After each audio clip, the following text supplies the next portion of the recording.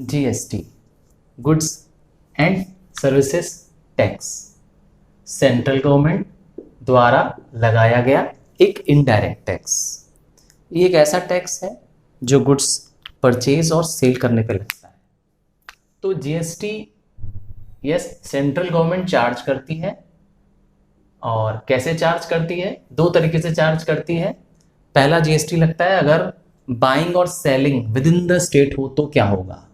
अगर same state के अंदर बाइंग एंड सेलिंग चलेगा तो सीजीएसटी और एसजीएसटी लगेगा। याद रखिएगा दोनों ही इक्वल होते हैं। सीजीएसटी और एसजीएसटी का परसेंटेज दोनों इक्वल होता है। कलेक्ट करती है सेंट्रल गवर्नमेंट यस, और वो डिस्ट्रीब्यूट कर देती है दोनों को इक्वली। तो विद इन द स्टेट होगा तो लगेगा आउटपुट सीजीएसटी एसजीएसटी। कब लगेगा? जब हम सेल करेंगे। सेल करेंगे तो लगेगा आउटपुट।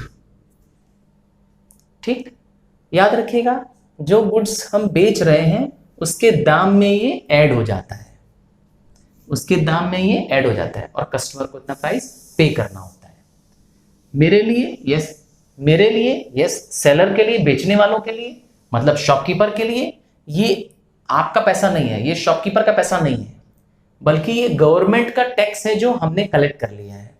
अभी ये मुझे मेरे पास नहीं रखना है, मुझे गवर्नमेंट को उसको पे करना है, इसीलिए नाम रखा गया है आउटपुट सीजीएसटी। जब हम परचेज करते हैं तो क्या होता है? जब हम परचेज करते हैं तो हमें लगता है इनपुट, यस, इनपुट सीजीएसटी और इनपुट एसजीएसटी। इन दोनों को आप ऐड कर दीजिए, ये भी आपका जीएसटी है, पर ये मैंने कहा आपका आउटपुट जीएसटी है। और सीजीएसटी एसजीएसटी इनपुट वाला ऐड कर दीजिए, ये भी आपका जीएसटी है। इन केस आपको किसी एक का परसेंटेज दिया हुआ है, सीजीएसटी दिया हुआ है लेट्स से 5%, तो ऑब्वियस सी बात है एसजीएसटी भी 5% ही होगा। दोनों अनइक्वल नहीं होते हैं, दोनों हमेशा इक्वल होते हैं। और हर बार क्या होता है, जब आप विद इन द स्टेट खरीद रहे होते हैं, बेच रहे होते हैं, मतलब buying and selling with in the state चल रही होती है, तब आप हमेशा क्या करते हैं, ये कैलकुलेट करते हैं। जो भी प्राइस है उसमें आउटपुट जीएसटी ऐड हो जाता है, इतना हम कस्टमर से चार्ज करते हैं। जब हम परचेज करते हैं तो इनपुट जीएसटी हम पे कर देते हैं। हम मतलब शॉपकीपर जब खरीद के आता होगा कहीं से तो वो इनपुट जीएसटी देता है। इसी दोनों में कंपैरिजन करना होता है। यस, क्या देखना होता है? देखना यह है कि इफ आउटपुट जीएसटी ग्रेटर है, ज्यादा है इनपुट से, तो क्या होगा?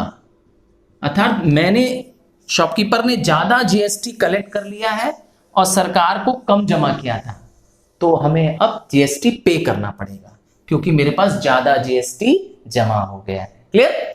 तो जीएसटी पेबल निकलेगा।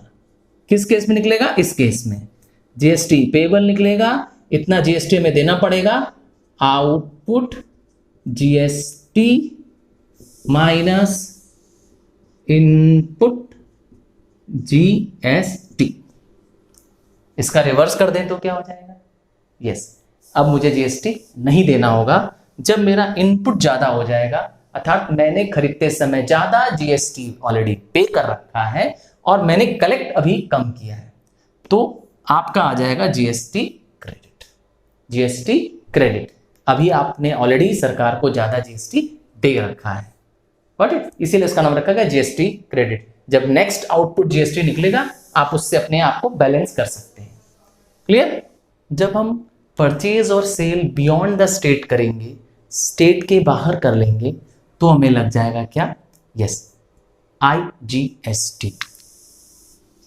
लेट्स से हम यूपी में हैं, हमने परचेज किया पंजाब से और हम बेच देते हैं लेट्स से बिहार को, तो हम पर आईजीएसटी लगेगा। अब सीजीएसटी एसजीएसटी नहीं लगेगा। तो आईजीएसटी दो पार्ट में नहीं होता है। यस, दो पार्ट में नहीं होता है, एक ही बार में जो भी परसेंट होगा 8%, 10% जो भी होगा वो एक ही बार में लगेगा।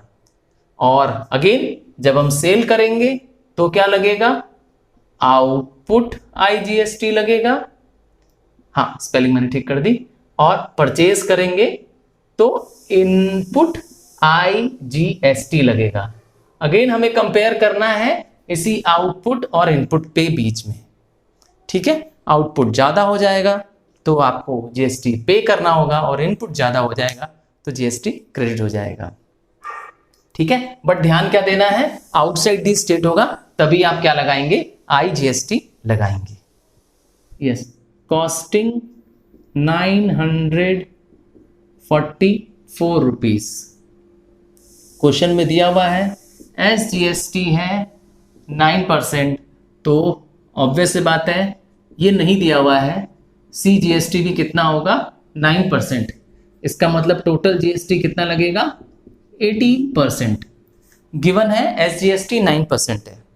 अब वो शॉपकीपर से क्या कहती है निकिता कि आप इतना मुझे डिस्काउंट दे दो, इतना प्राइस रिड्यूस कर दो कि मुझे 944 रुपीज ही टोटल देना पड़े इंक्लूडिंग GST। तो एक तरह से ये क्या चाहती है निकिता कि ये मेरा प्राइस इंक्लूडिंग GST बन जाए। क्या बन जाए, प्राइस इंक्लूडिंग GST। अब हम नहीं जानते हैं, आपको जितना डिस्काउंट करना है करिए, हमें ये इतना ही रुपया देना है, 944 ही मुझे आपको देना है। क्वेश्चन आप ध्यान से देखेंगे तो स्क्रीन पे आपको दिखाई दे रहा होगा। चलिए तो देखते हैं क्या मालूम है हमें इसमें। हमें सिर्फ मालूम है कि प्राइस इंक्लूडिंग GST इतना है, ठीक है। हमें पता क्या करना है, हमें टोटल अमाउंट ऑफ GST पता करना है, और ये पता करना है कितना डिस्काउंट दिया गया है स्कोप पे, ठीक है। तो सबसे पहले what is the reduced price, कितना प्राइस चाहती है वो रिड्यूस हो जाए फाइनली, ये मुझे मालूम नहीं है। तो रिड्यूस्ड प्राइस मतलब कितना वो चाहती प्राइस हो जाए वो नहीं मालूम है। लेट्स से रिड्यूस्ड प्राइस भी ₹X, प्राइस घट के कितना हो जाए X रुपीज हो जाए, और अब जो भी GST लगेगा वो किस पे लगेगा, इस घटे हुए दाम पे लगेगा, है ना। तो 18% इस पे लग जाएगा, सो GST will be 18% of X, that is 18X upon 100। अब मेरा प्राइस इंक्लूडिंग GST क्या कहलाएगा, यस ये प्राइस प्लस ये price, that means X plus 18X upon 100। Solve कर देंगे तो आ जाएगा 118X अपॉन 100। तो ये हमारा प्राइस इंक्लूडिंग GST आ जाएगा प्राइस रिड्यूस करने पर, यस X रिड्यूस्ड प्राइस लेने पर। क्योंकि याद रखिएगा GST किस पे लगता है, GST लगता है सेलिंग प्राइस पर। Mark price, tag price, catalogue price पर जो डिस्काउंट लग जाता है, अर्थात डिस्काउंट माइनस करने के बाद जो प्राइस बचता है उस पे लगता है GST। तो हमारे केस में प्राइस डिस्काउंटेड प्राइस है, घटा हुआ दाम है कितना X, अब इस पे लगेगा GST। अब ये मेरे हिसाब से PI GST आ रहा है और क्वेश्चन के हिसाब से PI GST कितना दिया हुआ है 944 रुपीज। आप सिंपली इसको क्या करेंगे, इक्वेट कर देंगे, बैलेंस्ड कर देंगे 944 के साथ, क्रॉस कर दिया जाए तो आंसर आ जाएगा X is equal to 944 upon into 100 upon 118, ठीक है। जब हम इसको सिंप्लीफाई करेंगे so it will become 800। So हमारा रिड्यूस्ड प्राइस जो कि X है वो कितना आ गया है 800 आ गया है, अर्थात 800 में, क्लियर, 800 में वो चाहती है कि उससे गुड्स मिल जाए। अब क्वेश्चन में क्या पूछा है, what is the discount she will get, तो डिस्काउंट जो उसको मिलेगा वो हो जाएगा 944 रुपीज, वो है प्राइस इंक्लूडिंग GST, और 800 में उसने गुड्स उससे खरीद लिया, सो 144 is the discount that she will get, है ना। और ये 144 रुपीज यही उसका क्या बन जाएगा, GST भी बन जाएगा, क्योंकि GST 18% आएगा इस पे, clear. So GST will be, अगर हमको GST पता करना है तो GST विल बी 144। यही कहा था ना निकिता ने कि हम इतना प्राइस देना चाहते हैं कि उसमें GST इंक्लूडिंग होने के बाद 944 ही आ जाए।